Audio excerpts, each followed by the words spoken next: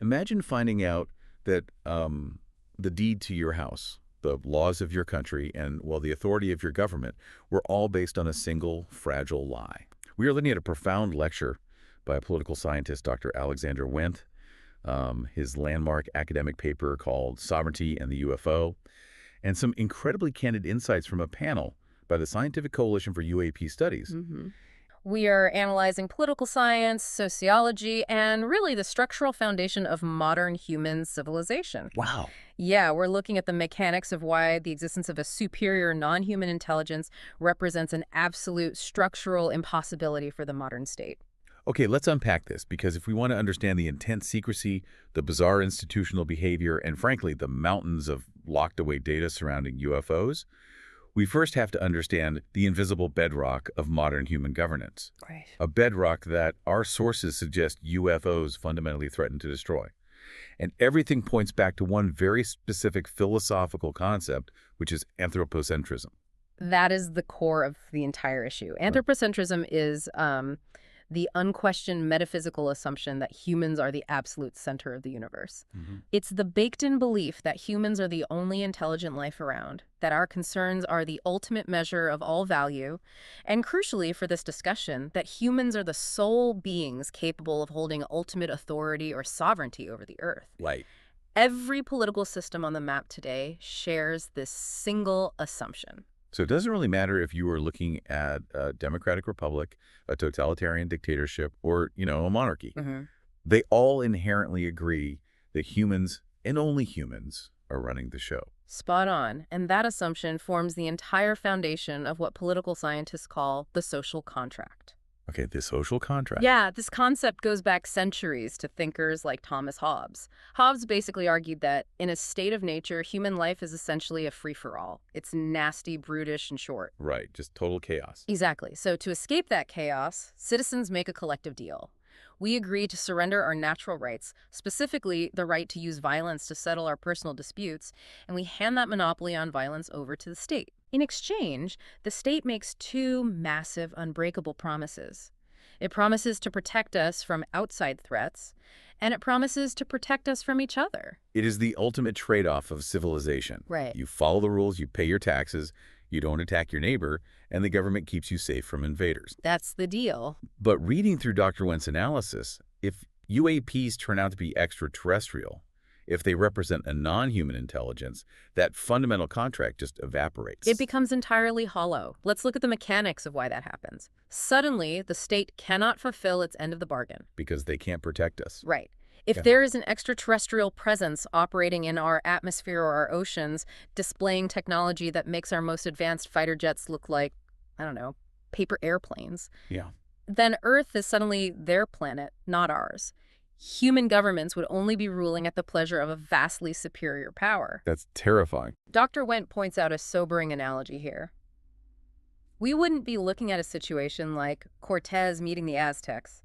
The technological and evolutionary gap would be more like mice compared to humans. It's like finding out your landlord doesn't actually own your apartment building, and the real owner could show up and demolish the entire complex at any second without breaking a sweat. That's exactly it. Why on earth would you keep following the rules and paying rent to the fake landlord? If we connect this to the bigger picture, the functional behavior of the government starts to make perfect logical sense.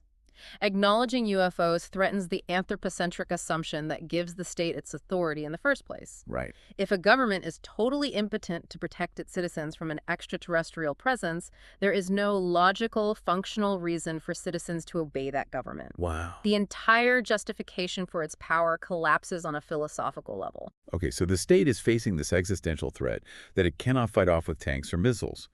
Since the sovereign power absolutely cannot fulfill its social contract against a superior non-human intelligence, it has to find a way to survive. And the survival mechanism is simply to avoid the issue entirely. Which manifests as what Dr. Wendt calls the UFO taboo. Because anthropocentric sovereignty is so incredibly fragile, it has to create a strict, heavily enforced taboo against investigating UAPs. It has to. Ignoring the phenomenon isn't a bureaucratic mistake or like a lack of curiosity. It is functionally necessary for the state's survival. The sovereign power represses the UFO out of fear of what analyzing it would reveal about the state's own weakness. And the sources detail exactly how this taboo operates day to day. It creates something Dr. Wendt calls the epistemology of ignorance, Right. which is really just a fancy way of saying the authorities know that UFOs aren't extraterrestrial simply by aggressively refusing to ask what they actually are. They Yeah. confirm their bias by actively choosing not to look. It is a remarkable trick of modern governmentality. Science and the state are deeply intermeshed. Science relies on state funding, and the state relies on scientific authority to legitimize its decisions. Yeah, they feed each other. Together, they use their combined authority to normalize the idea that UFOs are not a real subject of serious inquiry. We see the mechanics of this beautifully illustrated in the 1990 Belgian F-16 incident. Oh, the details of this case are absolutely wild. We aren't talking about, like, a blurry photograph in the woods here. Yeah, not at all. In March of 1990, the Belgian Air Force scrambled 2 F-16 fighter jets to intercept a massive, unidentified object hovering over Brussels. Let's break down the data they actually captured, because this wasn't just a visual anomaly. Ground control radar was painting the object. The pilots then visually confirmed the target, and they achieved radar lock with their onboard systems 3 separate times. 3 times. We were talking about hard mechanical sensor data, and each time they got a lock, the object responded with violent, physics-defying evasive maneuver. Yeah, the maneuvers were crazy. In one instance, dropping thousands of feet in a fraction of a second, achieving speeds that would have imposed gravitational forces of 40 Gs. To put the physical reality of 40 Gs in perspective for you, a highly trained human fighter pilot in a G-suit typically passes out around 9 Gs. Right. At 40 Gs, a human body would be pulverized, and the F-16 airframe itself would physically rip apart in the sky. And yet, despite military radar tracking an object doing the impossible, mainstream science essentially shrugged its shoulders and looked the other way. Because taking that radar data seriously would violate the taboo, skeptics within the mainstream scientific community often fall into the trap of assuming we are alone, or they point to the Fermi paradox, arguing that the vast distances and the speed of light make interstellar travel impossible. Right, they just dismiss it outright. So they demand what sociologists call White House lawn proof, meaning unless a craft physically lands on the lawn of the White House and the occupants shake hands with the president, any other evidence, even hard multi-sensor military data, is dismissed as a glitch or an anomaly. But the Scientific Coalition for UAP Studies panel and Dr. Wendt both point out that this attitude is fundamentally unscientific. It's actually anti-science. Completely. They argue that by strictly adhering to this taboo, science is risking a massive type 2 error. Okay, explain that. In statistical analysis, a type I error is accepting a false explanation, like believing a weather balloon is an alien spacecraft. Right. But a type 2 error is rejecting a true explanation. By demanding absolute, undeniable proof before even bothering to look at the Belgian radar data, the scientific community is refusing to study UAPs systematically. Wow. They are risking a type 2 error of cosmic proportions just to protect the anthropocentric worldview. Well, wait, I have to push back here. Haven't things drastically changed over the last few years? How so? Well, the Pentagon recently came out and officially admitted that UAPs are real. They released videos. They even called them a national security threat. And we've had open congressional hearings about it. Doesn't that completely break the taboo you're talking about? On the surface, it seems like a paradigm shift, sure. But the analysis from our sources suggests a much more calculated maneuver. What the Pentagon is doing right now is securitizing the issue rather than scientizing it. Securitizing it. Yeah. Okay, meaning they are treating it strictly as a physical military problem. Exactly. By framing UAPs strictly as a national security threat, operating under the public assumption that these objects might be breakthrough drone technology from geopolitical rivals like Russia or China, the military achieves 2 things. Okay. First, they secure massive research funding. Second, they maintain the justification to keep all the high-fidelity data heavily classified. Well, that makes sense. It is a brilliant bureaucratic defense mechanism because it completely avoids the metaphysical threat. It keeps the problem confined to human adversaries, effectively sidestepping the existential crisis of a non-human intelligence. Wow. So they are basically saying, yes, there are incredibly advanced objects in our airspace, but don't worry, it's just human politics as usual. Give us more money to build better radar. That is a fascinating deflection, but that raises a massive question for me. If the state is going to these incredible lengths to maintain the taboo, what exactly are they so terrified will happen if the taboo breaks? This brings us to the psychological fallout for the general public. To understand the state's terror, we have to look at a concept called ontological security. Ontological security. Okay, let's define that. While physical security is about protecting our physical bodies from harm, ontological security is about the security of our identity, our sense of self, and our fundamental understanding of reality. You could call it the security of the human soul. Human beings require a relatively stable, predictable conception of the world to function on a day-to-day basis. We need to know our place in the hierarchy. And the sources use a fantastic pop culture analogy to explain this. The movie The Truman Show. Yes. Discovering that UAPs are extraterrestrial would be a collective global trauma akin to Truman Burbank discovering that his entire life, his entire world, was nothing more than a staged television construct. Right, that everything is fake. Realizing that human history, with all our wars and achievements, is just a tiny, localized subset of a much larger, uncontrollable reality, that would be an incredible ontological shock. Here's where it gets really interesting. Dr. Wett points out that it doesn't even matter if these extraterrestrials are completely friendly and peaceful. No, it doesn't. They don't have to invade. They don't have to fire a single laser beam at us. They still pose a massive ontological threat simply by existing, because their very presence shatters the anthropocentric worldview that holds society together. And the societal reaction to that shattered worldview is what keeps intelligence officials up at night. The sources predict 3 distinct public reactions to disclosure, and every single one of them effectively destroys public trust and state cohesion. Let's walk through them. The first predicted reaction is greed. Right. If the anthropocentric world is ending and the state's authority is exposed as an illusion, a certain percentage of the population will simply say, let's party. Yeah. You would likely see apocalyptic partying, massive looting, and severe crime sprees because the long-term consequences usually enforced by the state's justice system suddenly mean absolutely nothing. Like, why worry about a 10-year prison sentence if human laws are irrelevant? Exactly. The second predicted reaction is fear. And we aren't just talking about a fear of aliens, but a profound terror of an unknown, unpredictable future. This is the societal panic response. You would almost certainly see a total collapse of global stock markets as consumer confidence in the future just evaporates. Well, for sure. You'd see people fleeing urban centers, heading to the mountains with weapons, forming unauthorized armed resistance groups, or engaging in vigilantism because they believe extraterrestrials might be infiltrating society. Just total paranoia. The state completely loses its monopoly on violence. Okay, so greed causes chaos and fear causes violence. But the third reaction, which the sources argue is perhaps the most dangerous to the state, is wonder. Yes, wonder. I have to admit, that confused me at first. I get fear and greed. But if people are experiencing wonder and awe, shouldn't that unify us? Why would wonder be a threat? You would think a unified sense of awe would be positive, but from the perspective of the state, wonder is incredibly dangerous. Think about the mechanics of human devotion.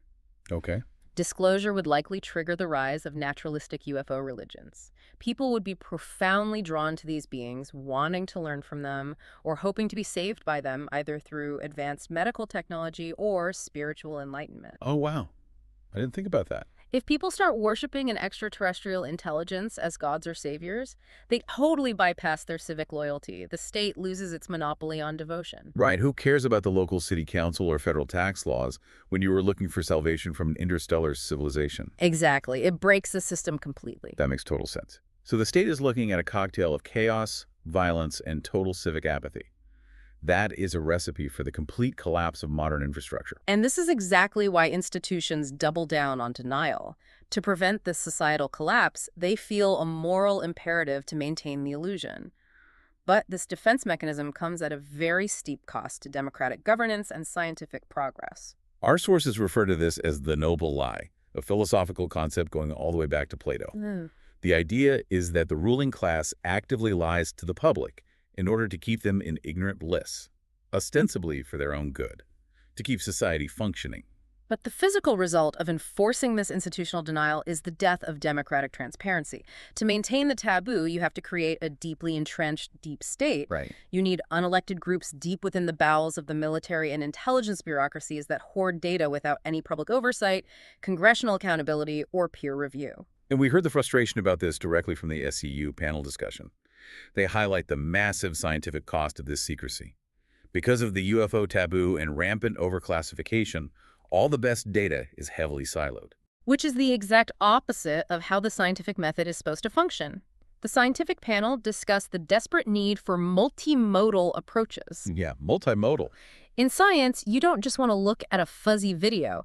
You want to combine data from multiple independent sensors, infrared cameras, active radar tracks, acoustic sensors, and electromagnetic frequency detectors. Mm-hmm. When all those sensors point to the exact same physical anomaly, you can start doing real science. Right. But here is the maddening part. The military is capturing this exact kind of multimodal data. We have billion-dollar Aegis radar systems on naval destroyers capturing UAPs pulling impossible maneuvers. Yep, credible data. But what happens? An intelligence analyst sees the data, realizes it demonstrates a flight capability that surpasses human technology, and they slap a derivative classification on it, like a special access program. Mm-hmm. That multimodal data gets locked in a vault to keep it away from foreign adversaries, which means civilian scientists at Harvard or MIT never get to analyze it. The bureaucratic mechanics of classification are actively weaponized to prevent scientific inquiry. And it isn't just the technical sensor data being ignored. The sources bring up fascinating dissertation research analyzing what they call the human sensor. Oh, yeah. The eyewitness data over the last 70 years is incredibly consistent, but utterly ignored. This blew my mind.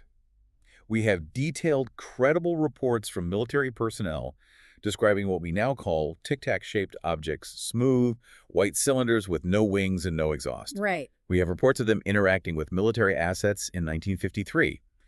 Then we see the exact same physical description in the famous 2004 Nimitz encounter, and again in 2014 off the East Coast. But because of the taboo, sociologists and physical scientists are blocked from openly analyzing this 70-year data set. If they apply for a grant to study it, they are laughed out of the room. Because to formally analyze the historical data would be to admit the phenomenon is real, which breaks the epistemology of ignorance. This raises an important question for how human civilization moves forward. Should UAP science be a national security secret at all? Or should it be an international, globally funded effort? That's a great question. If we are genuinely dealing with a non-human intelligence, it is no longer a national issue between competing human countries. It is a global issue concerning the human species as a whole. So what does this all mean? It means that national security is actively being used as a shield to hide global insecurity. The state uses the very real excuse of keeping advanced technology away from rival human nations to avoid confronting an ontological shock that affects all of humanity equally. The structures built to protect us physically, our militaries, our intelligence agencies, our classification systems, are actively holding us back intellectually and philosophically. They are protecting the anthropocentric map by refusing to let us look at the territory. Let's briefly recap the incredible journey we've just been on. We started by exploring how the anthropocentric worldview, the deeply held belief that humans rule the Earth, makes UFOs a metaphysical threat to the government.